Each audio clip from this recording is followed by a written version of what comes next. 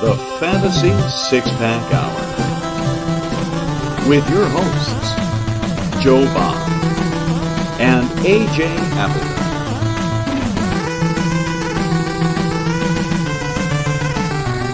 Touchdown!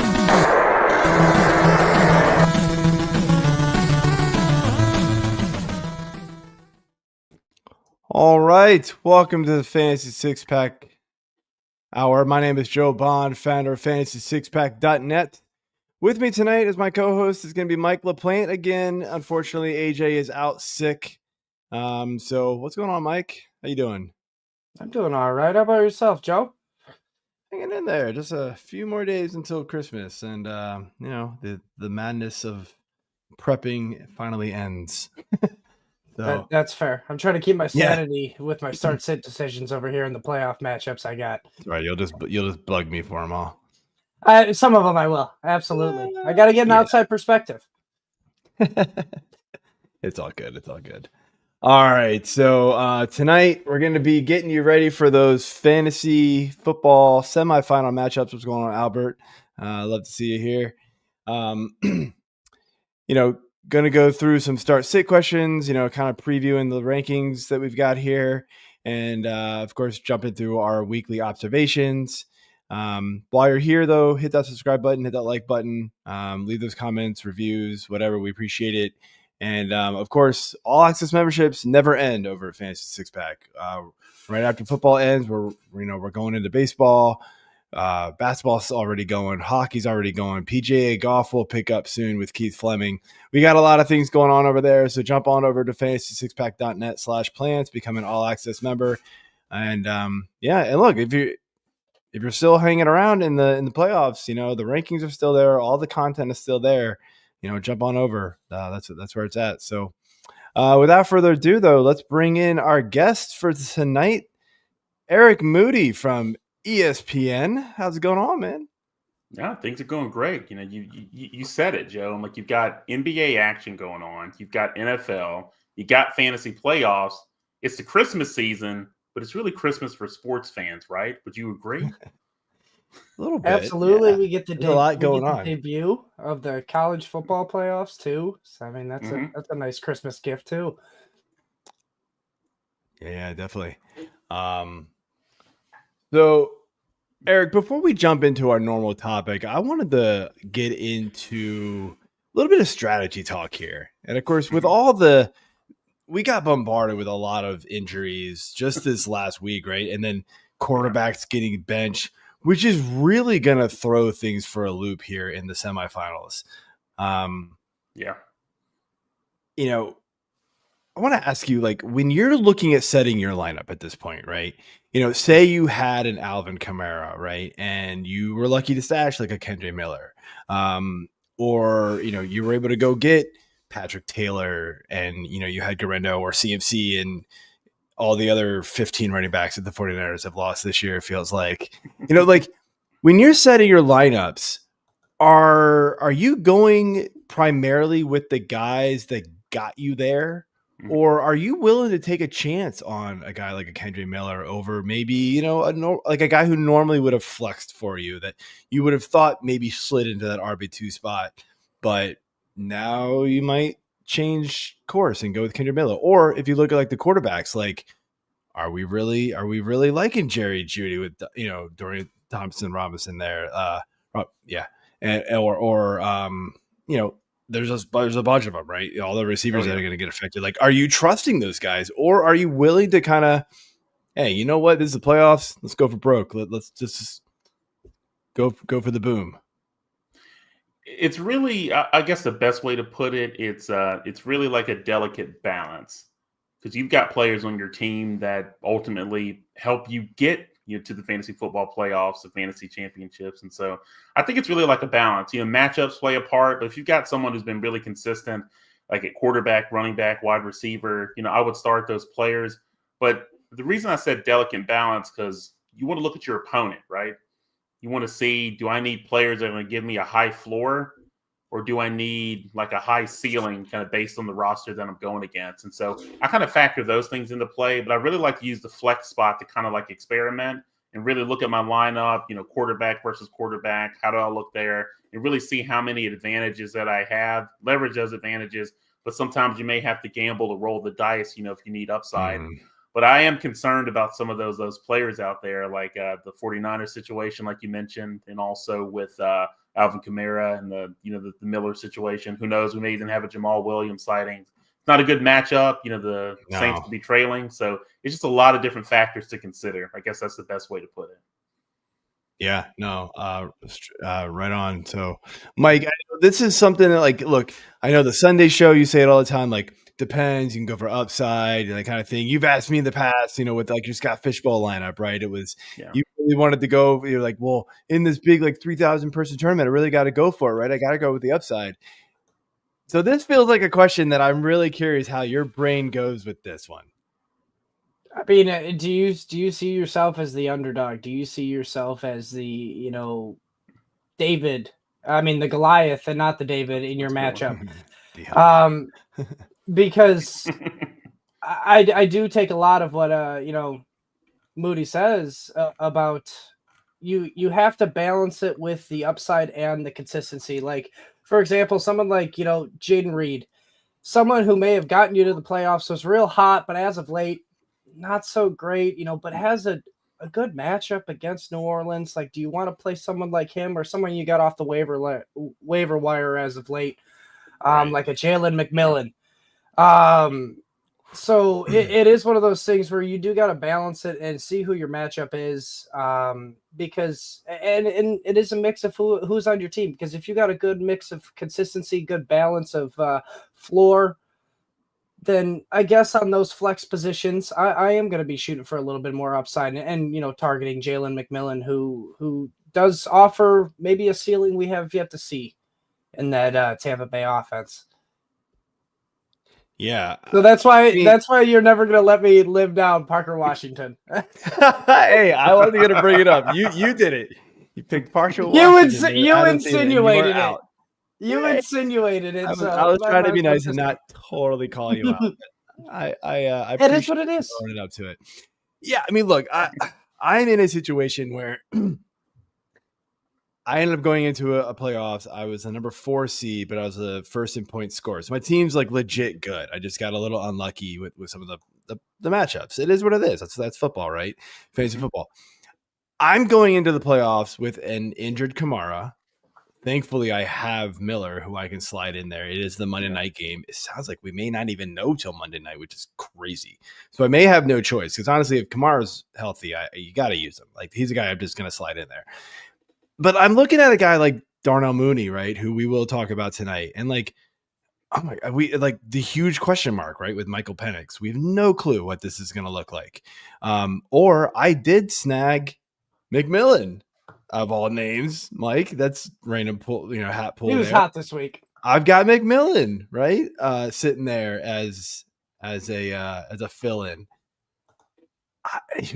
Mooney does goose egg us, right? And he's getting, I mean, I don't know if we consider it a better quarterback. I mean, Kirk's been bad, but is Penix really going to be that good? I mean, it is a Giants, so at least it's a good matchup. Mm-hmm. But that's one of those decisions where, man, I'm going to be going until the very last second there and trying to decide that one. I may not have to worry about it. If Kamara's out, may have to slot some people in. And then, again, I've got Brenton Strange sitting at tight end, who's questionable, but I've got Njoku, who's also questionable. But if they're both healthy, do I roll with Njoku with DTR, or do I roll with Strange, who just got 12 targets with Mac Jones? That's one where those are tough decisions. And the rankings I know for a fact are going to lean Njoku. They're going to lean Mooney, right? That's just what they're going to do because projections sort of push that direction. That's the safe route. Mm-hmm.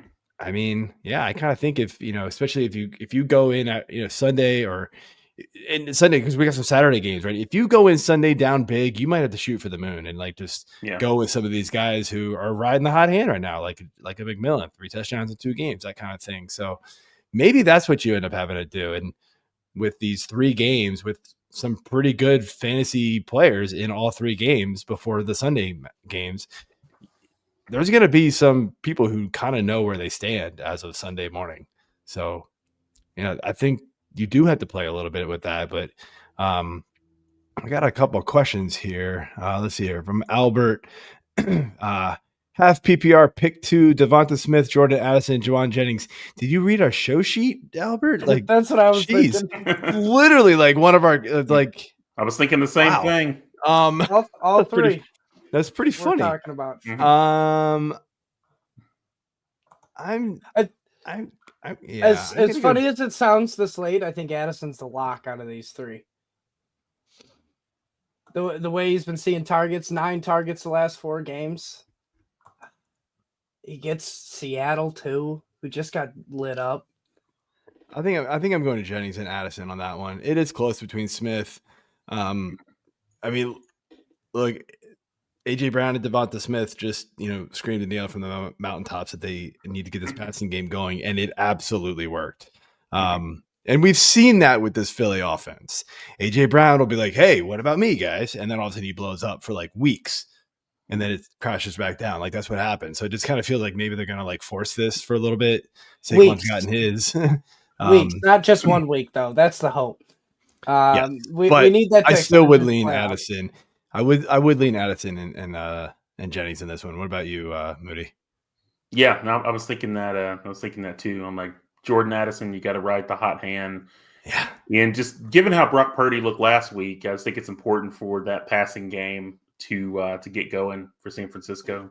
And I just think they're going to try to lean heavily in Philly on Saquon Barkley. Hey, they have the passing game shine, but you got fantasy managers with Saquon Barkley. Is like, can we please keep giving the football to Barkley?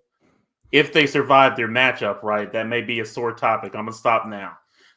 The Derrick Henry owners too. If they survive, yeah, they're hoping for a little bit more. I had a league, Derrick Henry and Joe Mixon. I was crushing most of the year. I lost in the first round. Nothing I could they just busted on me both at the wrong time. So that hurt. That hurt. Pain, right? Oh man. I agree though. It's a clean sweep, Addison and Jennings. I think you got to toss out these bad games with the Niners. 2 out of the last 3 are just bad weather games. I did look at it. It does look like Miami should be good weather this Sunday. So I like that for Jennings and Addison. Interesting. It's not fantasy related, but I kind of like it. So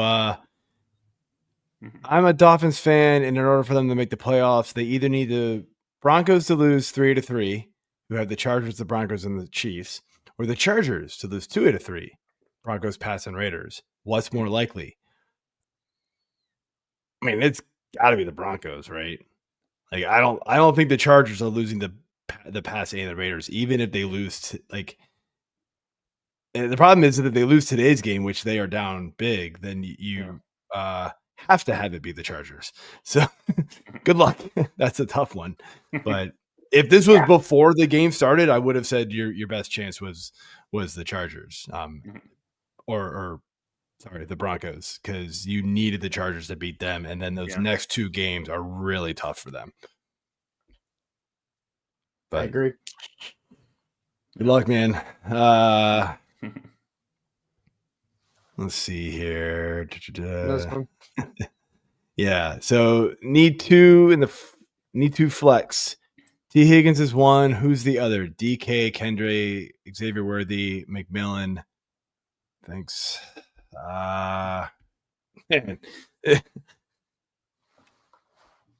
You want to say DK, but it's been horrible for him lately. Geno Smith now banged up. It sounds like he's actually going to play, so I guess that's sort of good news because man, Sam Howell looked like he didn't realize he was on a football field. Like the look on his face was like, was not ready. Were you taking a little something before you got on that field? Like, yeah, he didn't look all there. Let's put it that way. Yeah, I don't like any of these options, man. I mean, I feel like McMillan is probably who I'm going with. I'm riding the hot hand with McMillan with Baker. I feel like if Kamara officially gets ruled out, Kendre turns into the safest play because he's guaranteed the most touches. But McMillan is hot. 3 touchdowns in the last 2 games. He's turned into the second option over Cade Otton for the Buccaneers. So yeah. I have to lead McMillan with this one. I am going to lead Kendre Miller just because I think now this is of course assuming that Kamara's out before Sundays starts because they have the Monday game. So if you don't have that luxury, my rankings are going to say DK, but man, my gut says McMillan. I can't with DK. Like I'm literally benching DK in one league, and I know that my rankings are going to point me the other direction. I'm not going to do it. It's one of those the projections and the floors all kind of say DK, but then it's. You know what? It's my team. I'm going to do what I want. That's the thing. So, I'm going to go with a hot hand, and DK has burned me for the last 3 weeks. So I'm out. Yeah, he's not a reason we're in the playoffs. So why is he going to be a reason we stay in the playoffs? Yeah. So, any difference of opinion, Eric? No, I think we're in tandem here. You think about McMillan over the first 8 games of the season. He had 36.5 fantasy points. Then over the last 2 weeks, he's more than doubled that output. And I think what's really interesting, you mentioned about Cade Otton kind of being phased out to a degree. I'm like, McMillan's running the same number of routes over the last 2 games as Mike Evans. I know Evans has 3 more targets than what McMillan has, but I'm with you. It's kind of hard to trust Metcalf at this point. I would go with McMillan. Yeah. All right. So we got a lot more questions here. We'll kind of sprinkle them in as we go, but we should probably get rolling on our show, our planned show here. So let's kind of get things rolling. And with our start sit questions here, and Eric, how this works is usually Mike asks the questions. He's usually the voice in the sky, but he's here. He'll be asking the questions. I'll kind of ask a couple in here, and we just go around the room and say who we would pick out of the guys that we have picked here. So. We'll start off with our first quarterback talk here. Yeah, and I'd like to say this would have been a layup, but at this point in the season, maybe it's not so much. But, Eric, would you have Kyler Murray versus the Panthers or Brock Purdy versus the Dolphins this week in your lineup? Yeah, it is a difficult one. I would end up going with Kyler Murray, but, you got to hear me out here. I think we all know it's been a rough season for Murray. Look at the last 4 games, and he's averaged just 13.3 fantasy points per game. Not what fantasy managers had hoped for this summer, but I think he's in a great spot for redemption this week. I'm like, you've got a lot of quarterbacks that are on the QB1 radar this week who do have difficult matchups. So you look at Murray, he's going up against the Carolina Panthers. They give up the 6th most fantasy points per game to quarterbacks. They also give up a ton of passing touchdowns. Murray's obviously got that dual threat ability. Panthers do give up the 10th most rushing yards to quarterbacks. But to close the loop on this, I think it really boils down to offensive line play. Cardinals' offensive line ranks 15th in pass block win rate.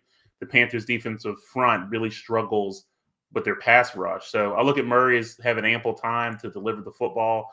I believe he gets it done, when it matters most for fantasy managers. So I'm going with Murray over Brock Purdy. Joe?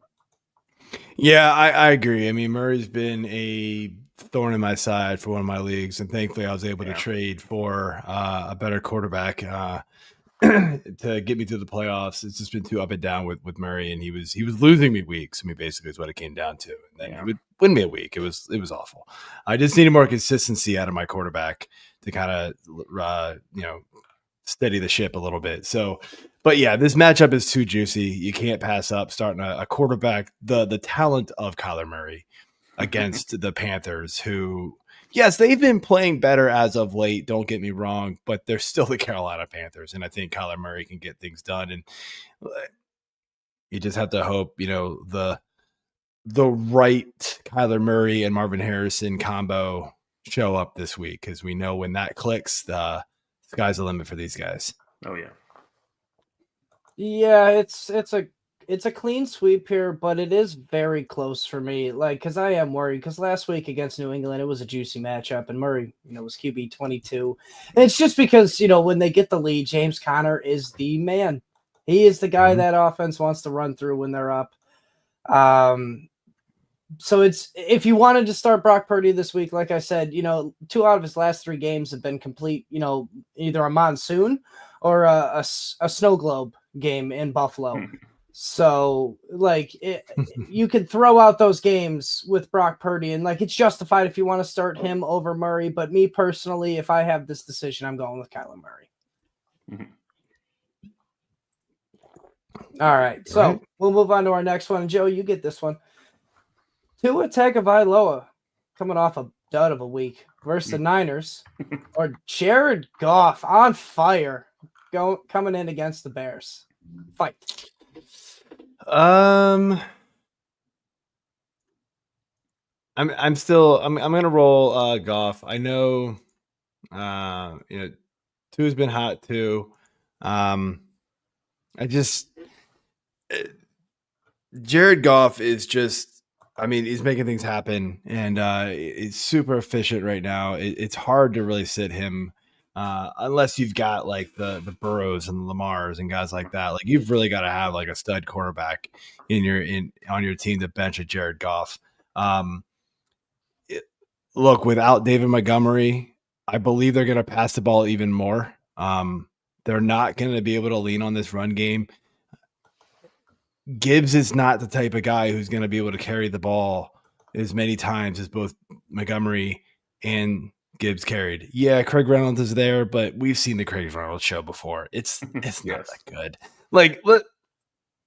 Chris Robin, love you, man. If you're listening, but no, dog, that ain't working. So let's put that aside.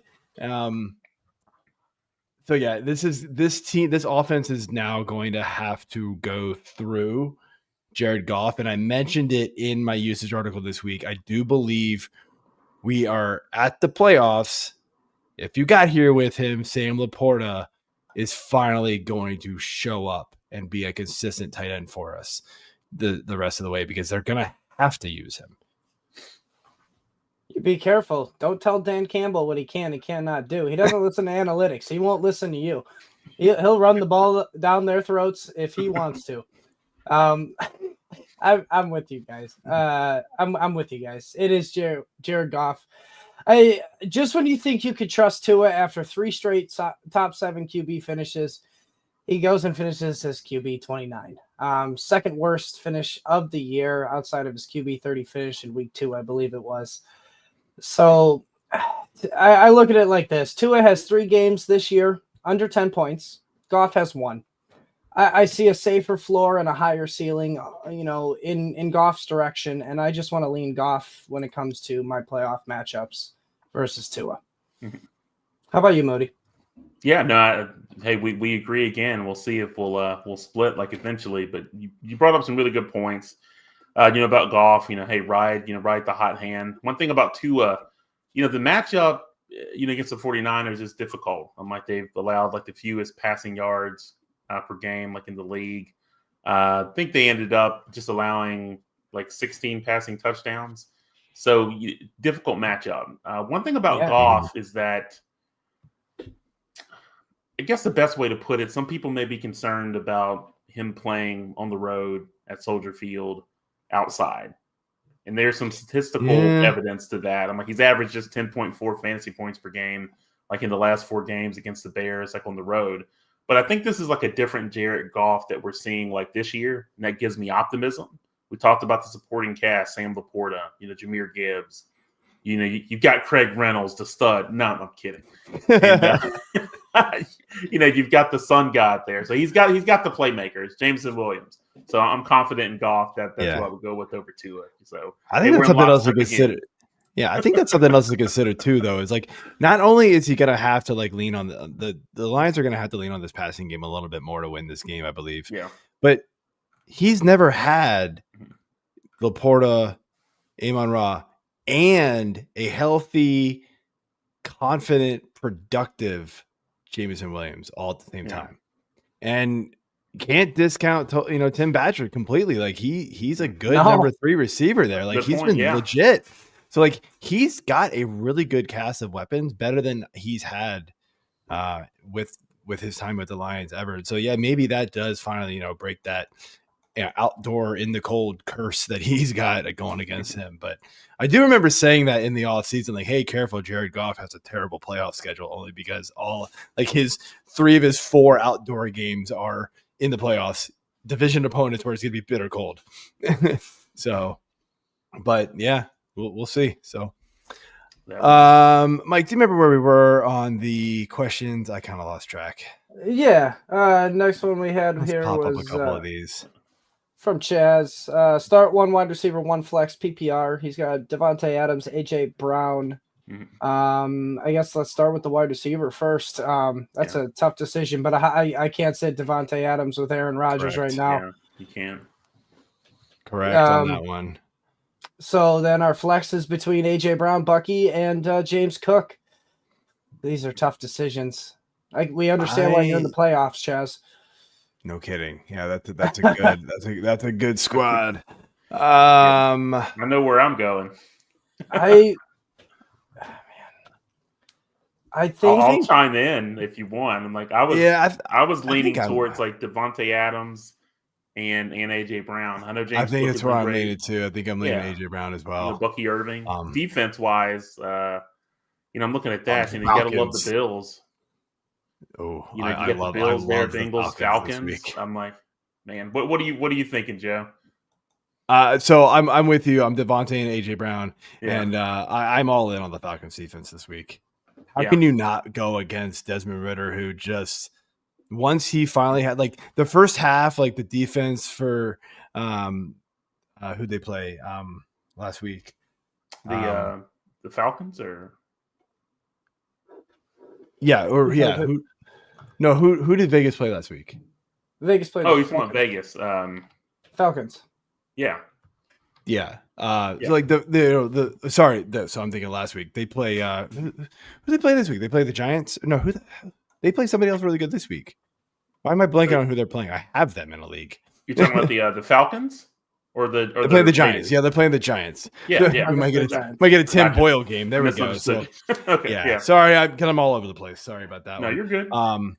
Yeah, I mean, like, the first half against the Falcons against the Vegas Raiders last week was not great because Desmond Ridder didn't really do anything. They were just running. They fell behind. He had to throw the ball. We could see how opportunistic this Falcons defense can be, and they can get a ton of sacks. Steve Hungartner, IDP Hunter over here on Fantasy Six Pack, mentioned it that the Falcons weren't really getting a lot of sacks in these last 4 games. They've just been just racking them up. So you can count like the Falcons doing much of the same against this really bad Giants offense. So I'm all in on the Falcons defense this week again. Yeah, I hate to be a broken record. So I mean, it is agreement though. Devontae and AJ. And, I mean, if you want to get frisky, I guess you can go with the Bengals with another good matchup. We saw what they were like with Will Levis last week. I worry about that Bengals defense, though, man. They've allowed. They scored touchdowns. I don't get it. They scored touchdowns, though. We like touchdowns in fantasy football. That we do. That's hard to predict for defense, but I feel 100%. Right. Next one, real quick. Henry at Buffalo or Strange at Vegas. I'm always going to go the running back when it's something like this. I know the matchup screams Brenton Strange. I think it actually is Hunter Henry versus Brenton Strange, not Derrick Henry. Yeah. Doug, it's Derrick Henry's playing. Oh, that changes things. Yeah, my bad. I wasn't realizing the matchups here. I mean, I'll just chime in. I do lean Henry. I don't want to talk about it. I don't want to talk about it too much because we do have him in the tight end question later. But the Strange aspect I understand because he did see 12 targets last week, but it's a 1-game sample size of that much volume. I'm going to trust the Henry volume we've seen all year long. Patrick. Yeah, I agree. One more, real quick. Here you go.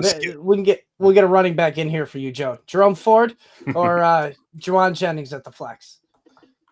Oh, Jennings. Yeah, got to go Jennings there. I get Ford's gonna get all of it, but No, I don't want any part of it. He wasn't that great before when Chubb was out, so no thanks. I mean, I disagree. He was actually pretty good last week in relief of Chubb against the I get it. Chiefs, but I still lean Jennings in this question. Yeah. But I just don't want you to be slandering Jerome Ford over here too much. And so Hollywood Brown, anytime touchdown or 50+ receiving yards.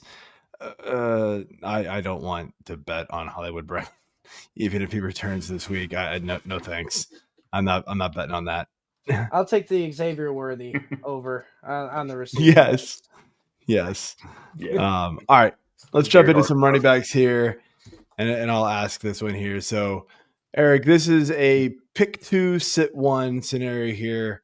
So we've got Bucky Irving at Dallas, Jonathan Taylor versus the Titans, or Aaron Jones at Seattle. All right, so we're going pick 2 out of this trio here. Triple threat. So I think Mike actually kicks this one off, but I was just explaining to you how it goes. So it'll be Mike, you, and then me. So we'll go up this time. Not like anybody wants to listen to me though.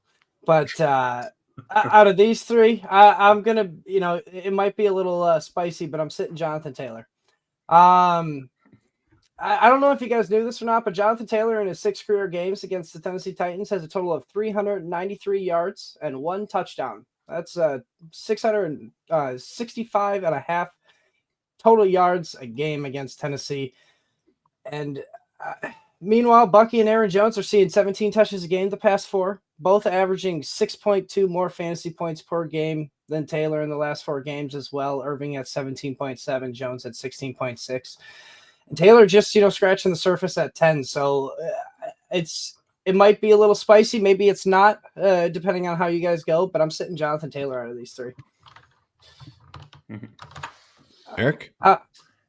Yeah, I wouldn't necessarily say it's spicy because I'm leaning that way as well. I'm like, Bucky Irving. I'm like, with what he did last week, considering he was supposed to be banged up heading into that game, how he's playing. And I think one thing that's fascinating, like if you take out the game like a couple of weeks ago where he left with an injury, and like he's been averaging like 18 fantasy points per game since week 6, consistent production, and they're also giving him a lot of touches too. So I would go with Bucky Irving.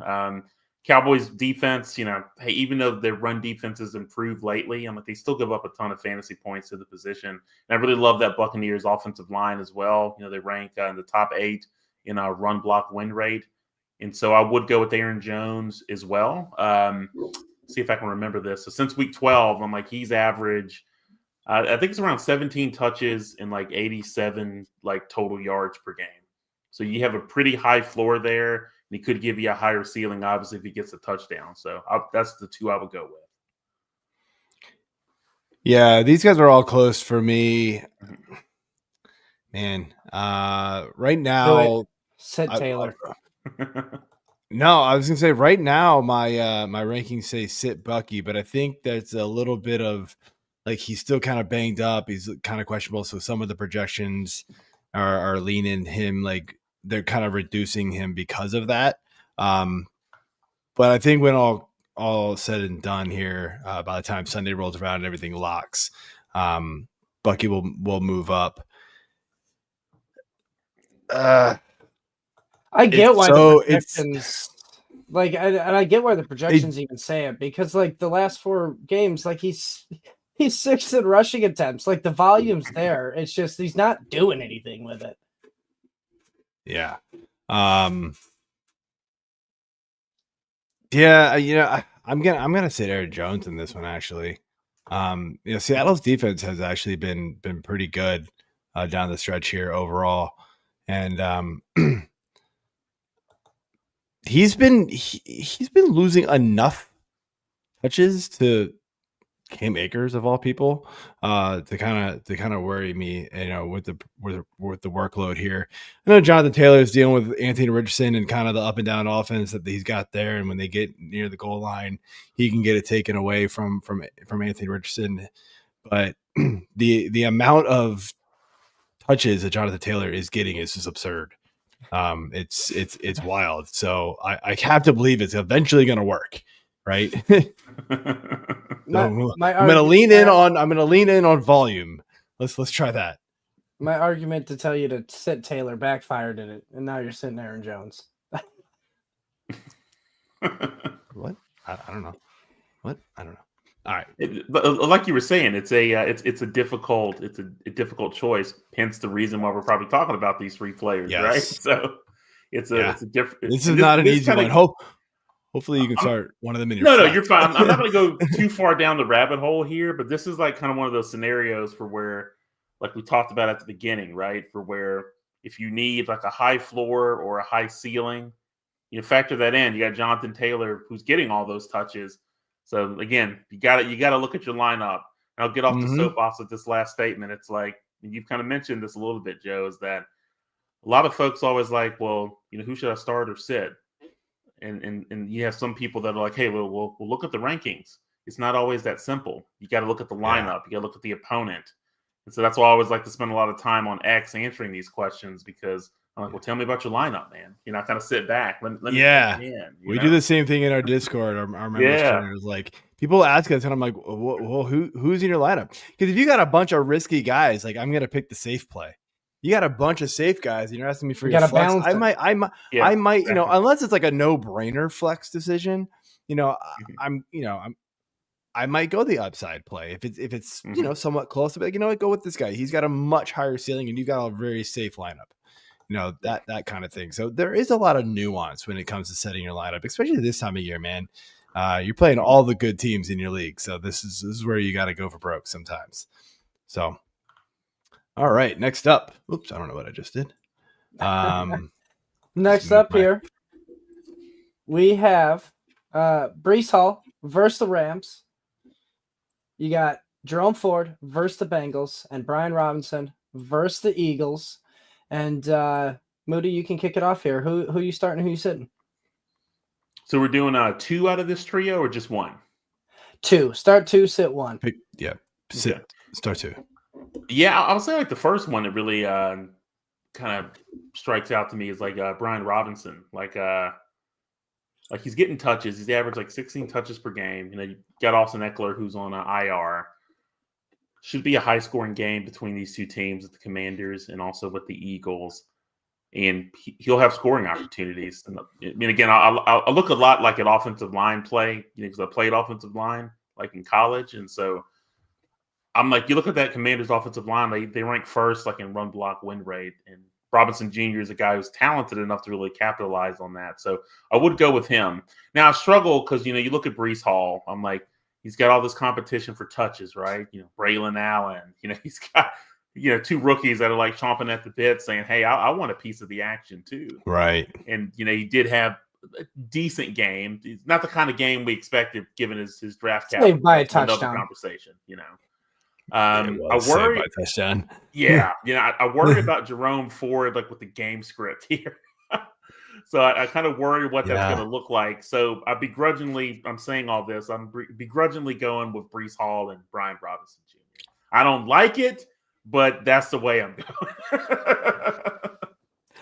Totally understand that, Joe. Yeah, you got. Yeah, I'm with you. I think Brian Robinson's the lock here. Again, this team wants to win by the run game, right? That's what they want to do. Hopefully, it doesn't turn into the bloodbath it was against the Eagles last time. The second half, I'm sitting here on the Thursday night show watching it over here, and AJ's an Eagles fan, by the way, Eric, so he's just laughing at me the entire game in the second half because I'm just going like, oh, come on, like watching Saquon just run free 3 different times. I'm just dying over here. So Brian Robinson, redemption game for the Commanders, hopefully a little bit.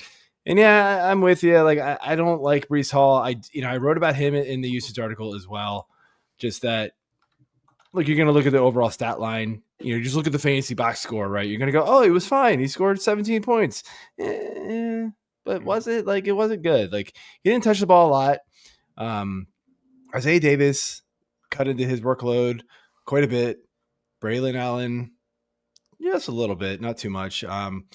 But it just doesn't feel like they don't really care to, like, give him the ball at this point. Like, they don't want to make that injury any worse. They're already knocked out of playoffs. And then come on, we all know Aaron Rodgers is checking out of everything he possibly can at this point and just giving it to Devontae Adams. Like, hey, like we gonna do this. Like we good.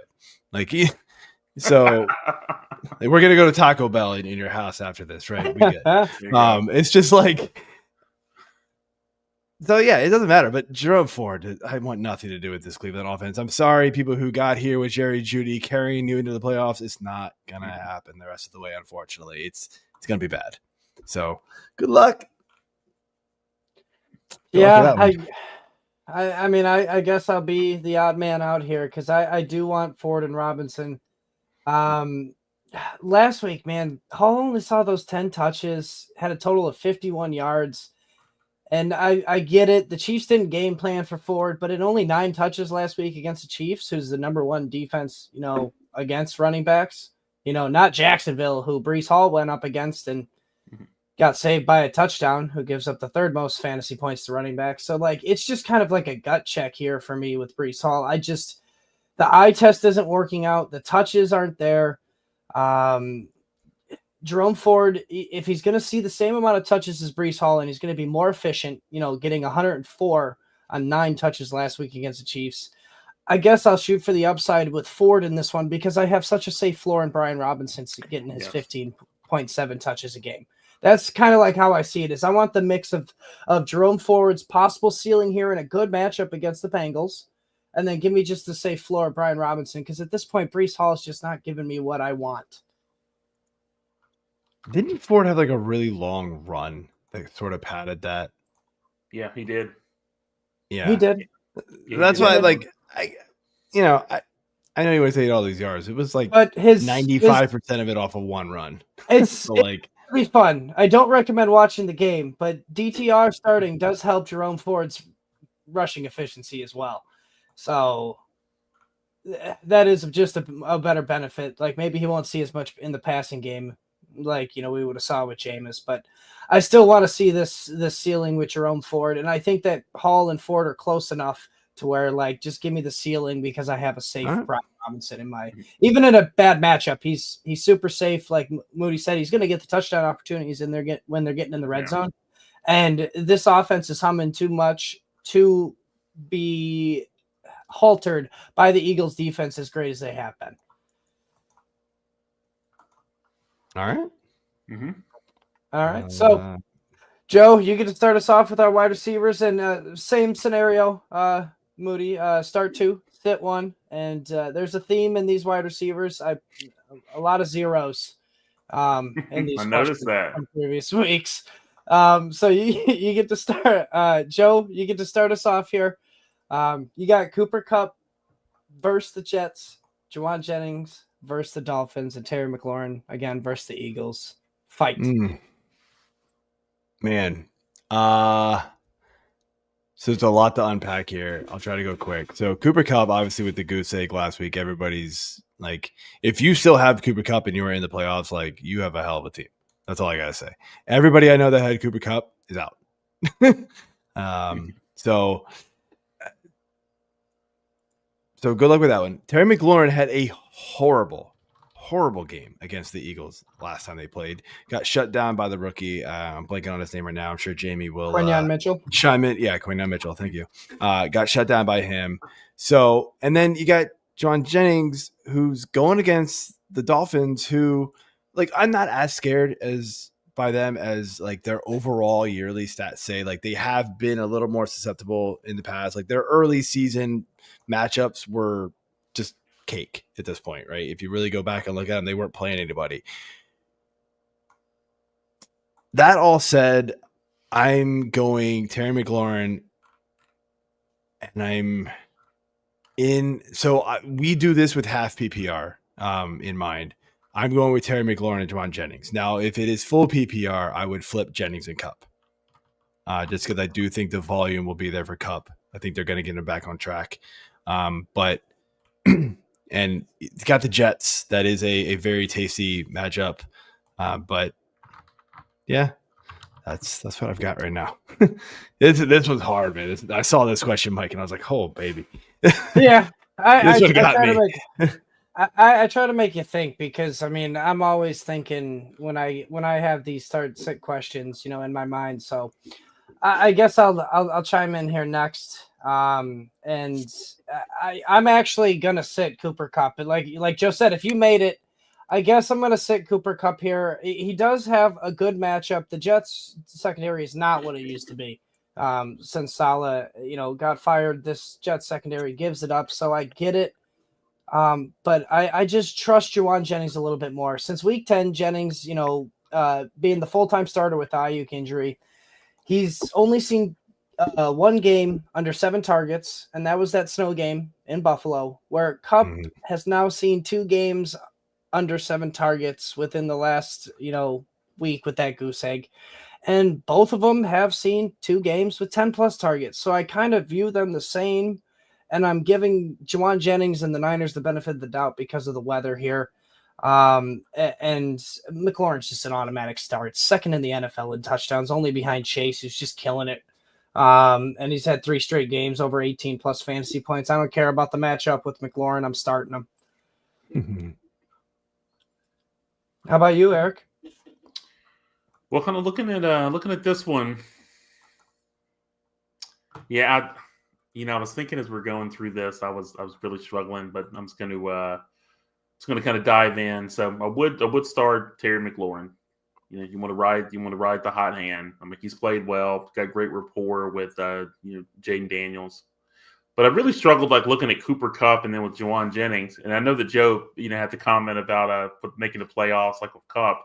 I thought it was funny as you were saying that because if you had Kupp on your team, in an ESPN fantasy league, 56% of those managers actually made the playoffs. So how many of them are still there that didn't have a bye? Holy cow. That is the question. That's why I was laughing. I was like, man, because I knew a high percentage of these teams made the playoffs. But to your point, are they still playing this week?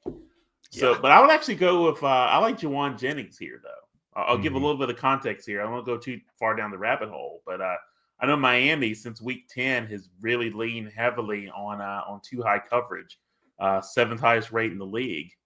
And then since week 10, you look at Jennings and he's had a massive target share, I think around 27% against too high, and has had 2.5 yards per route run. So they just got to get the passing game going after what Brock Purdy did last week. So I would actually go with Jennings here and McLaurin. So I like it. I think we got a couple more questions we need to get to. It's been a little while. Yeah. So let's get to some of these. So Derek has asked PPR, Flex 1, Charbonnet, Kendre Miller, Shakir, Reed, Jamo, or McMillan.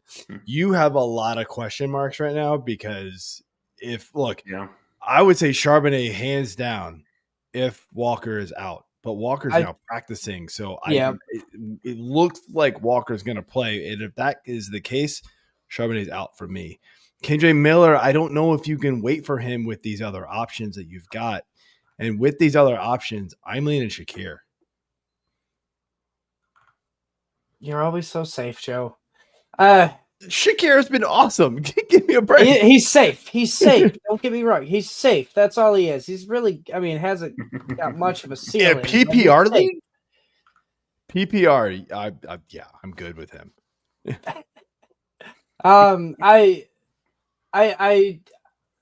Okay, I'm gonna say it like this. Like I do on the Sunday show.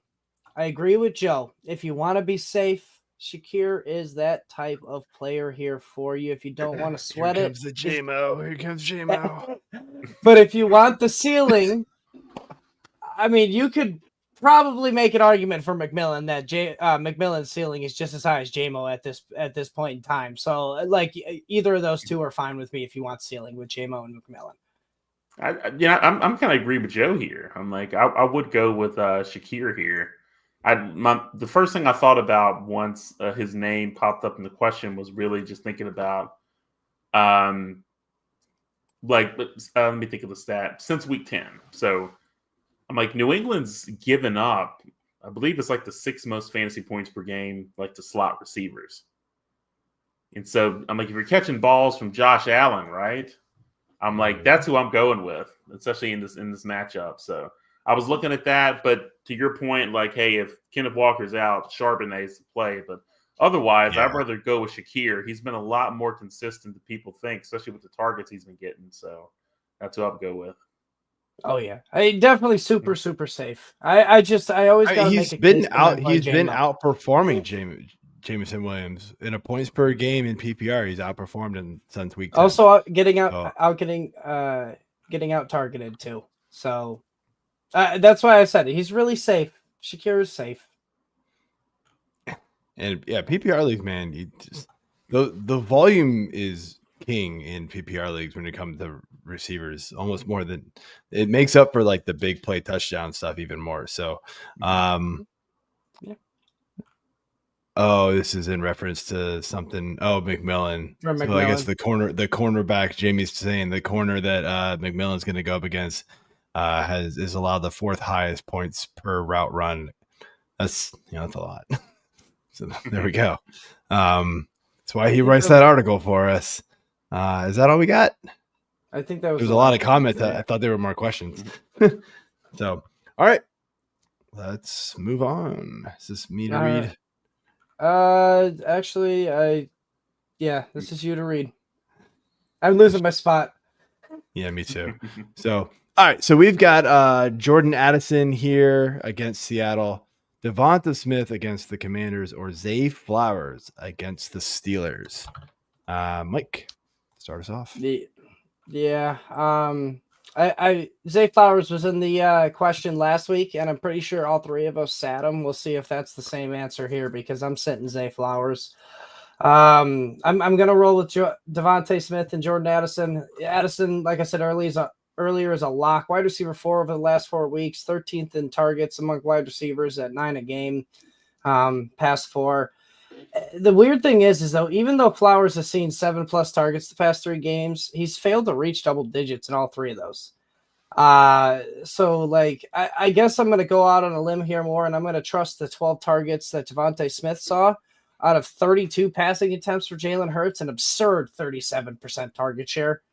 I know it won't be that every week, but even if it, levels out to 20%, I'll accept that for DeVonta Smith. Smith also has back-to-back touchdowns in back-to-back games. So I just trust DeVonta Smith, even though he was probably on your bench for most teams last week.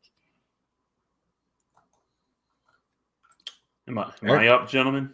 All right, I'll dive in. So, you know what? I'm gonna go the opposite here.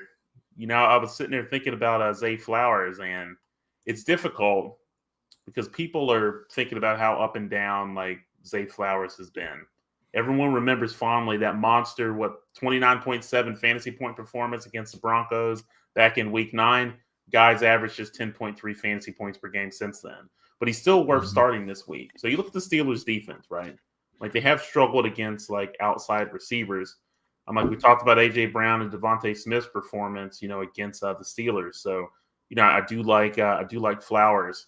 I'd also go with Jordan Addison too. You got to ride that momentum. What he's had, 21 targets over the last 2 games. He kind of parlayed that into 196 receiving yards. So even against the Seahawks, hey, I'm going to ride the wave with Addison. I just don't think DeVonta Smith's going to have another monster game like he did last week. I think they're going to reserve that volume for A.J. Brown. I think they'll definitely want to get Saquon going in this matchup as well. So it was so weird. Out of the 32 passing attempts for Jalen Hurts, 12 went to Smith and 11 went to A.J. Brown. So like it was almost like a version of the Miami offense where Tyreek and Waddle were getting all of the volume there. And that's where it's like, if we can work in Saquon, it'd be a fantasy, wonderland for everybody in the playoffs here. So I get it. Zay Flowers for me has been so hard to trust. He seems so boomer bust with the consistency of volume he is getting. It's very strange. He's an anomaly this year. Joe, how you feeling? Yeah, so Jordan Addison, you guys are right. Like he's got to be in you got to ride the momentum here with him. It is a complete coin flip between DeVonta Smith and Zay Flowers. I mean, they are back to back in my rankings right now. It's He means that, lean. folks. He literally told me to flip a coin when I asked him one time, and he said that. I lean start Smith. The Steelers secondary in defense in general is just better than the Commanders, so that's kind of the tiebreaker for me. Smith is probably the riskiest though, like as far as consistency. I mean, we're talking the last two games, and I'm looking at PPR points, but like 13.5 and 28. He was hurt the couple of games before that, but then the games before that was 6 and 3. Zay Flowers doesn't have games like that. Like that's the kind of thing. So like he hasn't been great, but at least he's giving you like double-digit points. No, that's what I was saying. Like the last 3 games, he hasn't been getting you double-digit points. And not in full PPR. You're right, or not in half, which is usually what we're focused on. Right. Yeah, just happened to be looking up his points in PPR for some reason, but yeah, I mean, again, but I mean, then if you go back to Smith's, which I gave you, like it'd be even worse. Yeah, you're right. Other 2 games, so consistency wise, I'd say Flowers, and but this also might be a game where the Steelers aren't going to have Pickens again, and this offense has been struggling bad. So, are the Ravens going to have to pass the ball? Like, this could be a game where they can lean back on that run game and not have to worry about it. Or they just try to stick it to them at home because it's the Steelers and that's what they like to do, or try to like to do at least. So. Yeah, I'm still sticking with Smith and Addison, but it's super close between Smith and Flowers. It really is. It is, and I see your case as well. I do agree that Smith is the riskier pick, and Zay Flowers is safer. Even 8 points and half-point PPR, it's not going to lose you a week. Where DeVonta Smith scores will lose you a week. So I get that argument. So we'll move on to our next one here, and it doesn't get any easier, boys. Mooney, you get 2 goose eggs in this question. You want Darnell Mooney versus the Giants, Amari Cooper versus the Patriots, and then my boy Jameson Williams versus the Bears. Fight. Yeah, I would go with Darnell Mooney for one. You got Michael Penix Jr. under center. Offense may not look as conservative as it has been recently. One thing about that Giants defense, they do struggle against outside receivers, which obviously benefits Mooney. And you got to admit, the guy's definitely outperformed his average draft position this summer. 100%. He's readily available in the double-digit rounds. So I would end up going with Mooney. I do like Jameson Williams in this spot as well.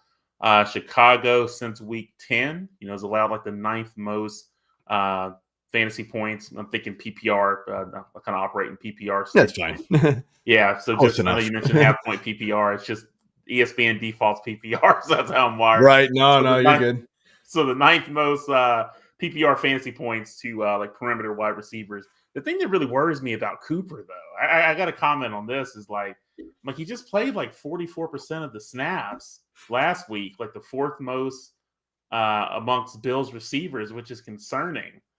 And I just think the return of Dalton Kincaid and Keon Coleman's definitely impacted his role. He may be relevant more so in the playoffs, but for the fantasy playoffs, I'm staying away. So I will go with the other guys. Joe? Yeah. I mean, I'm right there with you. Like basically it comes down to I can't start Cooper. And I think, Mike, did I talk about it last week on the show? I believe I did, where look, everybody was looking at that Cooper box score, right? From the previous week when they went into 14 targets. 14 targets, that they went into overtime, and everybody was all excited, like, oh man, he's finally arrived. This is gonna happen. This is gonna be it. He still was on the field less than every other receiver for this team. Like, it's just like he saw a target.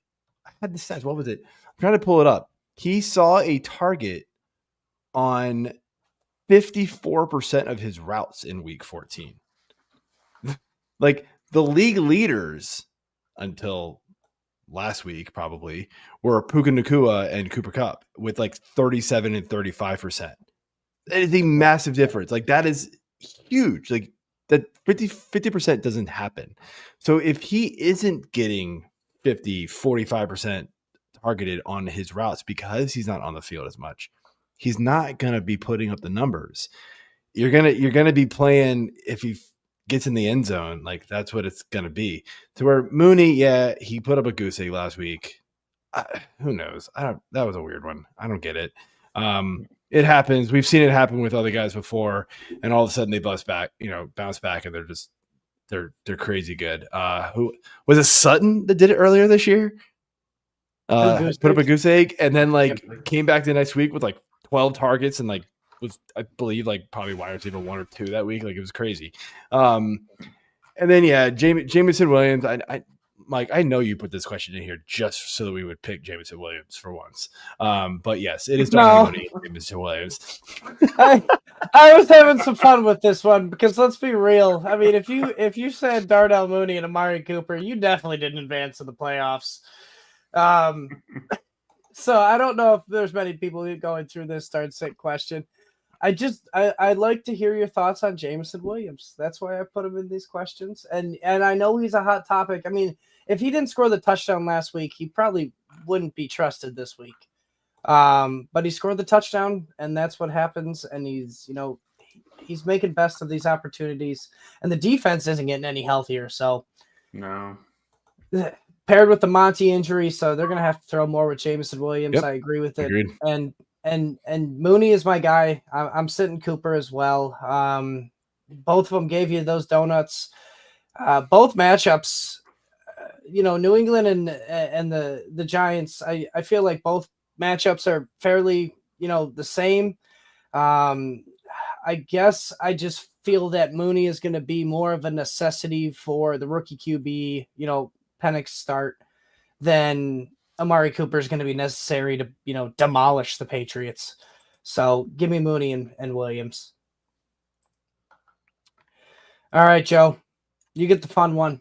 We'll move on to our tight ends, and we get to talk Dalton Kincaid. He gets the Patriots, or you get the other end of the matchup. Hunter Henry. The expression says it all. Versus the Bills. Fight. I'm gonna go Hunter Henry, and the reason being is he's seeing more consistent volume is going his way. Kincaid, I love Kincaid. I think he's ultimately probably the more talented tight end here, playmaker, but just not seeing the usage we want to see from him. When they get close, it's all going. It's Josh Allen. It really is. That's what's happening. They get close. It's Josh Allen and maybe a little James Cook mixed in. They're not looking to get this ball to Kincaid at all. It feels like so. It's got to be Hunter Henry, even though he kind of disappointed last week. But I mean, he still saw a healthy number of targets. So I'll go back to that. If I remember correctly, I think he got evaluated for a concussion early in the game. And that, because he was off to a good start, but I think he got hit in the red zone and it took him out of the game. And he was, I think that had a major play in it of why he had a down week. But I agree with you. I'm on the Hunter Henry train this week. If my other options, Dalton Kincaid, he's just not. I mean, Kincaid does have more touchdowns on the year than Henry. I found that quite amazing with how, Kincaid has been and just how consistent Henry has been. This is a stat from Chad. Henry has 0 touchdowns in his top 45 games, just one time versus the Bills. Who's been his quarterbacks though? Because it hasn't been it hasn't been Drake May. I'm blanking on anything. It hasn't been Drake May. So Drake May has. This is the only reason why we care about Hunter Henry at this point. We didn't care about Hunter Henry the first 4 weeks of the season. Drake May came in and it changed the narrative on Hunter Henry big time. So I'm with you, Chad, but this is one where you've got to look at all the pieces before you just say that, out loud like that. But it's a good stat. I do like it. The grass is greener with Drake May with Hunter Henry. I mean, yes, it is. How about you, Eric? Well, you know what? I'm actually going to go with Kincaid here. I know he returned last week after missing 3 games with the knee injury. I felt like he made an impact and he tied for the team league in targets. I think he finished 3rd in receptions and receiving yards. And like over the last like 4 games, going back to week 8, so I have to think about that for a second. Like Kincaid has recorded like 3 4-reception games. Like he's a reliable option in the offense. I would rather just start like a tight end like Kincaid, who's again tied to Josh Allen in this Bills like dynamic offense. So I would go with him over Hunter Henry right now. You could definitely make the argument too when you're at this range in the tight ends. I mean, you want to strive for the touchdown upside, and Kincaid has it over Hunter Henry. Yeah, I will say this. Although I called out the guy who put the massive stat out about the Bills' defense against tight ends earlier this year, but I'm not gonna just go back through my Twitter feed. You'll find it. It's actually pretty funny. But overall, though, like the Patriots have allowed more points to the tight ends as well, but the Bills, it's a little skewed. They have shut down some really top-notch tight ends, but it's been like really weird scenarios. Why? Like one was the snow game. Like it's just kind of odd. Like, yeah. And one was Andrews like week 2 when I still think Andrews was hurt. And that he just wasn't playing. They were mixing in, Isaiah Likely a lot more than I think anybody thought they would have. There was a lot of other factors to it too, and it just. So I think the fact that the Bills are so good against the tight end is a little skewed, but they're still a formidable defense against some tight ends. So, but I'm still going to lean Henry on this one. I think he's more of a primary weapon in that offense for May than Kincaid is for Allen. So, yeah, I was hoping it was going to be Douglas, not Hunter Henry. That was going to be May's best friend. At least my best ball shares were hoping. Yeah. All right. So we got a flex one here that we mix in, Eric, and so we'll start off here. Mike, you got started off. DeAndre Swift versus Detroit, or Calvin Ridley against the Colts? I'm going to go against the ECR grain here, and I'm actually going to go with Calvin Ridley, and it's mainly because of the Mason Rudolph news. If it was Will Levis, it's DeAndre Swift for me. But since Rudolph is the starter in the 3 games that he was the full-time starter, Ridley has seen 32 targets, and he has a wide receiver 6, a wide receiver 31, and a wide receiver 46 finish. But I look at the odds here, and 2 out of 3 times here, he's been a top 31 wide receiver with top 10 upside. So I'm going to go Calvin Ridley. Last time Swift scored double-digit fantasy points in half PPR was week 11. And then, last week, Swift saw 20 touches, but that was only the first time since week 9. So Swift is really not, getting as much volume as we all expected. Yes, if he gets 15, he's startable, which is why he's in the flex, area in this flex question territory. But I'm going to shoot for the upside with Calvin Ridley and Mason Rudolph this week. How about you, Eric? Yeah, it's a tough call because you like you mentioned, like with Swift, with the touches. Like the touches have been there, but just the production hasn't. Because like if you look since like week 7, they had the week 7 bye. He's had 16 or more touches and like 6 of the Lions, not the Lions, the Bears. Why am I saying Lions, guys? Too many teams, I guess. Earlier in the year, I was mixing up the team colors. Yeah, either that, or I need coffee. One of the things. But my point is, he's just had so many touches, like since the bye week, but he hasn't done anything with them. But you kind of summed it up like perfectly because you got Mason Rudolph that's there. That's obviously going to help Ridley a lot, and so. For a flex spot, I just rather go with him. I think he's got more upside than Swift. I think that's what it boils down to for me. So, yeah, Joe? Yeah. The rankings will lean Swift, but this is a case where, Like, look, if you need the safer play because the volume kind of points in that direction, then yeah, Swift is fine. If you want to go with a little higher ceiling, go. We've seen these massive games that Ridley had with Rudolph there, right? He even did a couple with Will Levis. Like, yeah, I put that one up earlier. But Ridley does have that like he'll just disappear game, like in him, and it does it a lot, unfortunately. And I mean, look, the matchup is okay, I guess. The Colts are kind of middle of the pack. Better than Swift's matchup against the Lions, even though they're getting depleted by injuries. I still feel like their rush defense is their best part of their defense. Yeah, it has been really good. I mean, James Cook, the Bills got him really good last week, but before that, like they shut down. Or no, I guess actually Jacobs had a really good game against him too. So the last couple of weeks actually touchdown based. It was all touchdowns. The efficiency wasn't there for Jacobs. Trust it as a Packers fan. All right. Still, hey, that's points, man. That's points. They get down. They can get down there. I mean, look, we just saw that game on Thanksgiving. This game was crazy. The first half looked like it was all Lions. Yeah. Second half, Bears come running, just storming back, and the offense looked unstoppable until they decided to forget how to call timeouts. Yeah, but I mean, I still say I'm gonna go Swift if you want to be a little safer. Ridley's got that unbelievable ceiling. I think he could.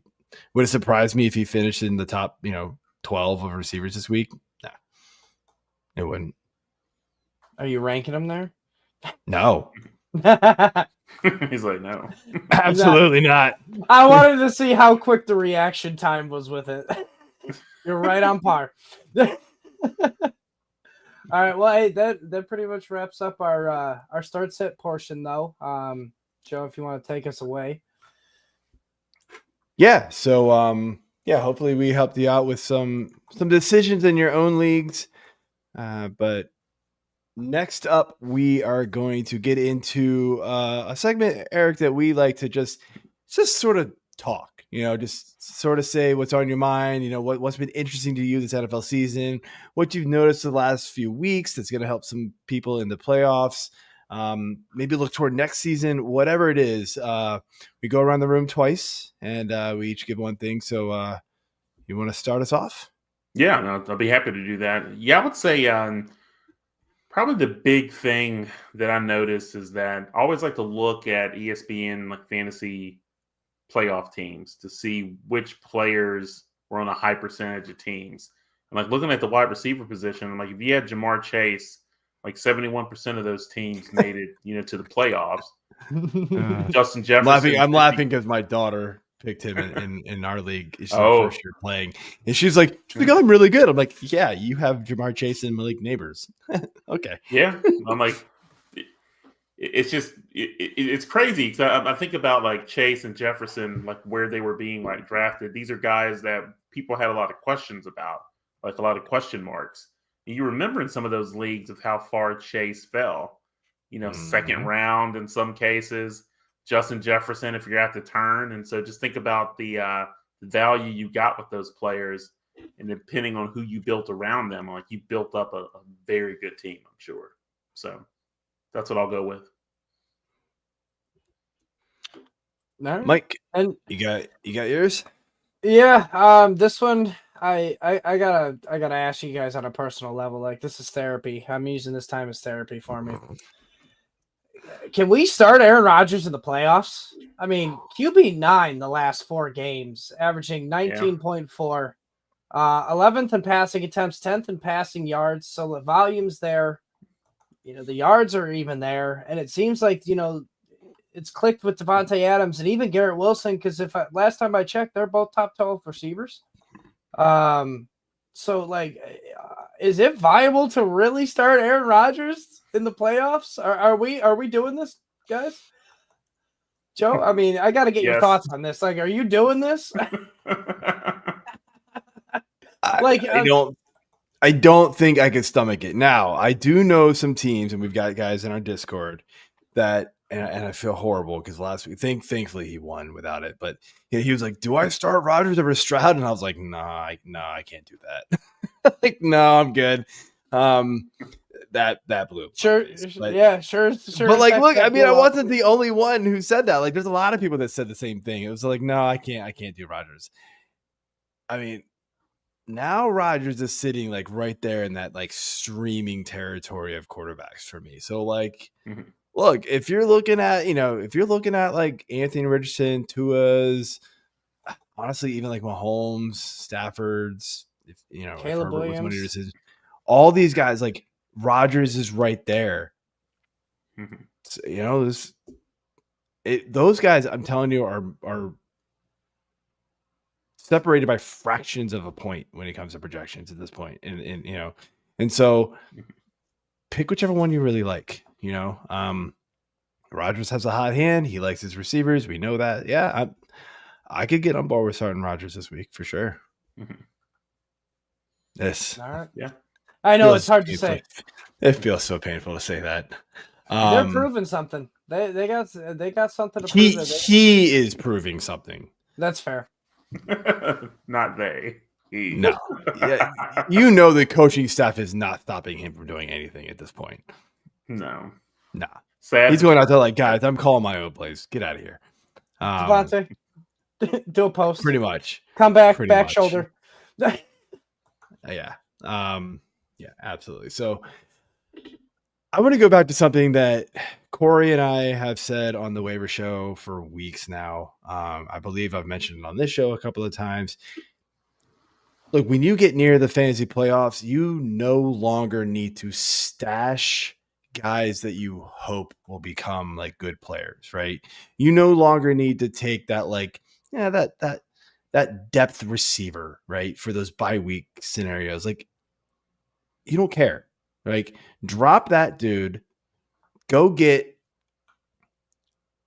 your running back handcuffs, especially now, I don't really advocate handcuffing running backs during the regular season because it's really hard to hang on to these guys all year long with all the injuries you're going to deal with. If it isn't an injury to your starting running back, like having to roster both those guys plus the one that you have injured and then having to find a fill-in for the injured player that's not the running back, like it's too hard. Plus all the bye weeks, it's really hard to handcuff during the year, right? Playoff time, though, like we see it every single year, I feel like. Some running back just pops up and it's like a top 10 option the last 2-3 weeks of the season during the fantasy playoffs because their starter gets hurt. We were screaming from the mountaintops, go get Kendrick Miller. As soon as he came back and he looked even like, looked like he remembered how to play football again. It was like, go get him, right? Go get all these guys. We said go get Patrick Taylor. Of course, Garendo played last week, but we were like, you know what? Hang on to Patrick Taylor. Like, Garendo's already hurt once. Didn't know if he was going to hold up, and obviously he didn't. Getting handcuffs for your running backs at playoff times is important. And I'll even go as far to say, block your opponents from getting these handcuff running backs. Because when it comes time to go get them off the waiver wire, they're not going to get them, and they're going to be left like picking up dust off the waiver wire, like hoping they can get any points from running backs if their guy goes down. Looking for Craig Reynolds out there on the waiver wire. Yes. Have to do it. Have to add credit. Have to do it. So it was the low hanging fruit. I had to grab it. There are a lot of guys that you need to have the backup. Now, of course, like if the backup running back is just like, or there's like 3 of them that are gonna like fill in, then don't worry about it. But like if you know who the next guy up is, then yeah, I would go get him and make sure that your league mates can't go get him either. This is a PSA for everyone who hasn't picked up Kendra Miller and you're an Alvin Kamara owner. Go pick up Kendra Miller. how is he not rostered in like 85% of leagues right now? I get it that like there's a lot of leagues where, of course, only like 4 teams are left in it, but like how is he not rostered literally everywhere? That would make no sense to me. So it doesn't, because Jamal Williams is non-existent anymore, and I feel bad. And I just don't think they care to use him. No. Like I think they want to see what they have with Kennedy Miller. Like now they do. I don't know. That's with the coaching change. Right. I know. Yeah. Coaching change. I was waiting for it. I agree. I agree with you. know it. Yes. Yeah, I was waiting for that. That was a good one. Eric, you got a second observation? Anything? Yeah, I would say for me, it's again, I'll play that same kind of narrative about players on most ESPN fantasy football playoff teams. Looking at the running backs, obviously Saquon Barkley's a big name. 68% of those teams. Derrick Henry, I know we talked about him, 62%. But I think the other two that are really fascinating, because these are guys who were really overlooked in drafts this summer. Alvin Kamara at 61%, Joe Mixon at 58%. Just think about the huge advantage that you had this year if you had Kamara or if you had Mixon. I'm like, huge week-to-week advantage. I remember Kamara being available in some leagues, rounds like 3 or 4? Just crazy. Same thing with Joe Mixon, too. He wasn't someone who was aggressively drafted in leagues. So that's what I would go with. Yeah, Joe Mixon was a real surprise. Yeah. Yeah, I'm looking at a league where I actually ended up getting Kamara as my wide receiver or my running back 2, and I got him at the end of round 4. That's wild. And I believe in another league, I ended up getting. I want to say I got Mixon around the same spot. I'm trying to think of where I'm trying to pull it up now, but I remember I was actually kind of mad. It was the middle of round 4. And it's funny, like the two guys that I was like tossing up against, it was Mixon or Kamara. It was Mixon or Kamara. Now this is a half PPR league. So I was like, you know what? I'll go Mixon. I think the offense is going to be a little bit better. He'll get a lot more touchdowns. I mean, it ended up working. I don't know really how much better the offense was for Houston. For Houston, the quarterback play wasn't great, but it worked out. But yeah, I mean, it's like how late these guys were going, where in years past, these guys were round 2 running backs always. So I'm with you. Like finding those running backs later. There was a lot of running back value this year in those middle rounds, to where in a lot of years there's not. Definitely. Like it's sort of the dead zone. You just don't want anything to do with it. The dead zone for running backs this year was really good. Yeah, I agree. It'd be very interesting to see what happens with that going forward the next year. Yeah. Guys, I'm scared for Brock Bowers. I really am. Because Eric, I'd love to know the stat about how many teams who had Brock Bowers on ESPN leagues that made. Yeah, it was. I feel like, let me pull that up, but it was from my memory. I think it was around, like, if you had him on your team, it was in the 60 something percent. But let me check. I'm one of them. Yeah, because to the points you've been making with your observations, like the team you could make around, Brock Bowers, in the, what was it, 8th, 9th, maybe even later rounds. Got it pulled up now. What was he at? Yeah, so you're looking at Brock Bowers. I'll throw out some names. So you've got, Bowers was at 61%. But then what's really fascinating, if you look at some of the data, I'm like, you've got the ADP, like 115.7. So just think about the huge value if you just roll the dice with him as like I'm going to get this guy as like my second tight end or something like that. He ended up being like fill in for Hawkinson, coming back from the injury. Exactly. He turned into like an every week starter. I didn't really hit on quarterback just because, it's quarterback, but I'm like Lamar Jackson, 64%. Yeah. Josh Allen was 58%. And you had a lot of people who didn't want to take a quarterback like early. But looking at Josh Allen, that was obviously the play. Like another name that kind of struck out to me on here. Where is it? I kind of had a middle note like earlier when I was kind of preparing. I Here it find is. those I'll fascinating. go with this one real quick, and I'll kind of zip it. It's No, also you're like good, George Kittle. George Kittle was another one. Yes. It's like 56.8%. So just think about. I'm like, if you just waited on tight end, you didn't want to get the early round guys, and you waited to get Kittle like right before the double digit rounds where he was going in at least a lot of leagues. And I'm obviously wired in the ESPN leagues, but just getting him in like rounds 8, 9, or 10, like huge value if you're able to get him that late. But anyway, Yeah. Well, No, that was when we all thought McCaffrey wasn't going to be dead till week 10 and then die again 2 weeks later. So, there's a reason why he went late, but yeah, I'm curious. What about these quarterbacks that didn't get drafted? Basically, like I'm thinking like Sam Darnold, who has been awesome this year. Like, how many teams are in the playoffs with him? Like, yeah, Baker was not highly drafted or drafted at all. Like, what about playoff teams with those quarterbacks? Yeah, I'm looking. They should have been able to load up everywhere else, right? You would think. Didn't see Darnold on, and I can pull it because this is what I had. Just had like the top 50, but okay. Looking at Baker, I'm like it was 47%. That's solid. He was a freebie. He was a freebie draft pick. Yeah, I'm just skimming through, looking at some of the other quarterbacks. You got Joe Burrow, 53%. He went kind of late. Yeah.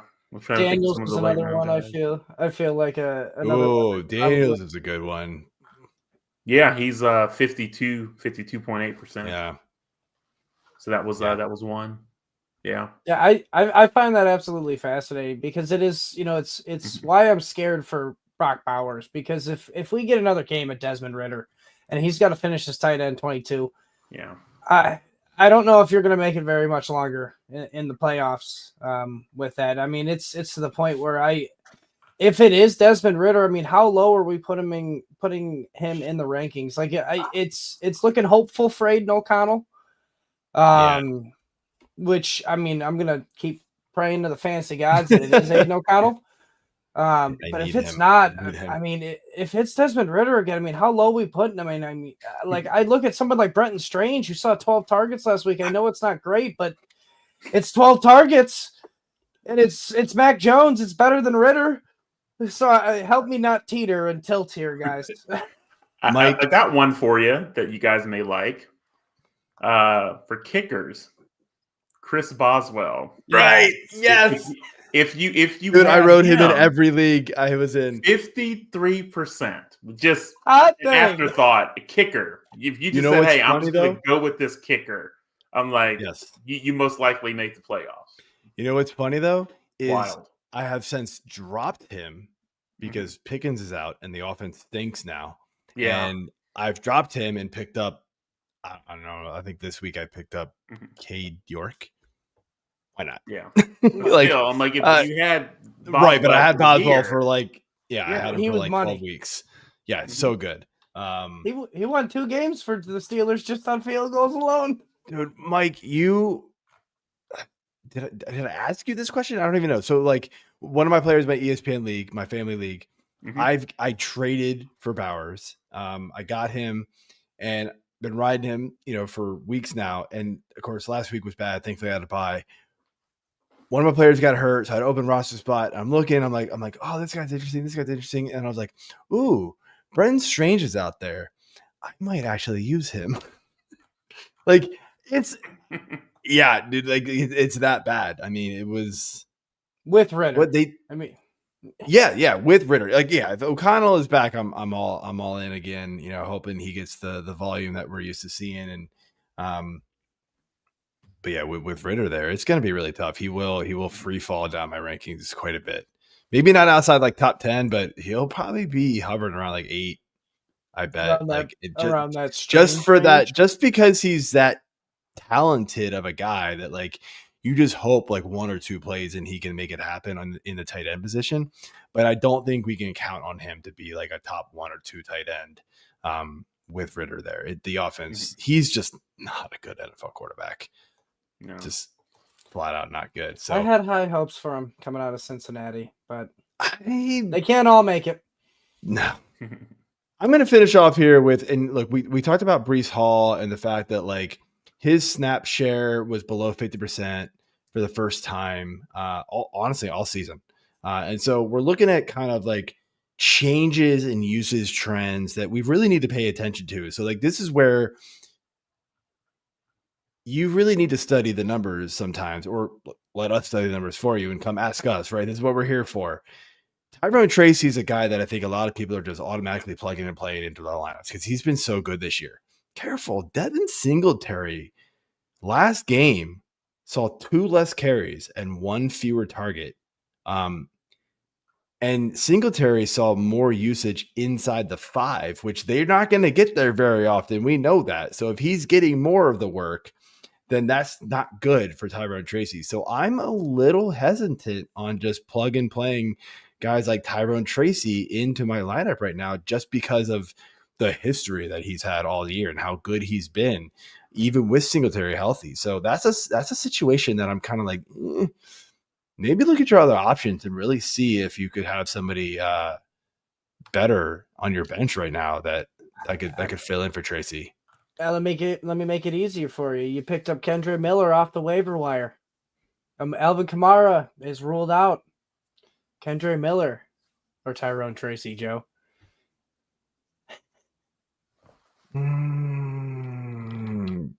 You had to ask me the guys that are literally back to back in my rankings, but it is Kendra Miller. For me. I mean, I think the volume. I think the volume is going to be there for Kendra Miller. As ugly as it might be, I think the volume is going to be there. It's not like the Giants' offense is pretty to watch. So, like, what are we talking about here?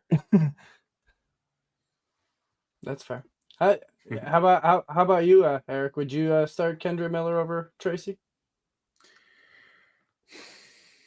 I'll still go with Tracy.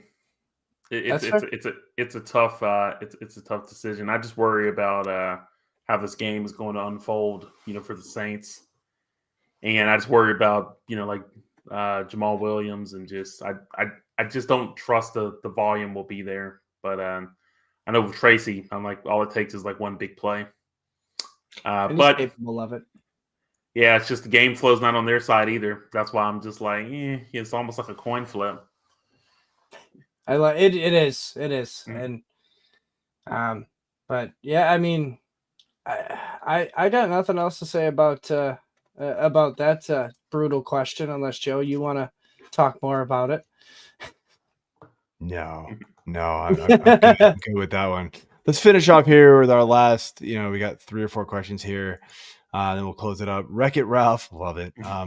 Penix or Tua? I am going Tua. I can't. I'm not going to start a Penix in his first game. Yeah. Tua's been good. No. Just stay with the. I know that's the safer play. Penix could blow up and surprise us all, but that will be a surprise. Like, let's be honest. Benjamin, bench 1, Adam Thielen, Metcalf, or Stevenson? Mm-hmm.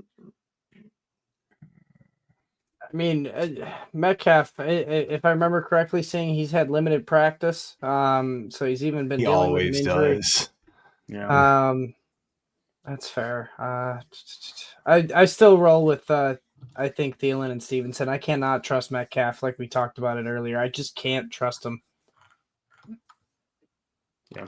I think I'm with you, man. I think I'm actually gonna sit DK for like the first time ever in this kind of decision. It's hard, man, because we did see Thielen, like he was seeing like double-digit targets for a couple of weeks in a row there.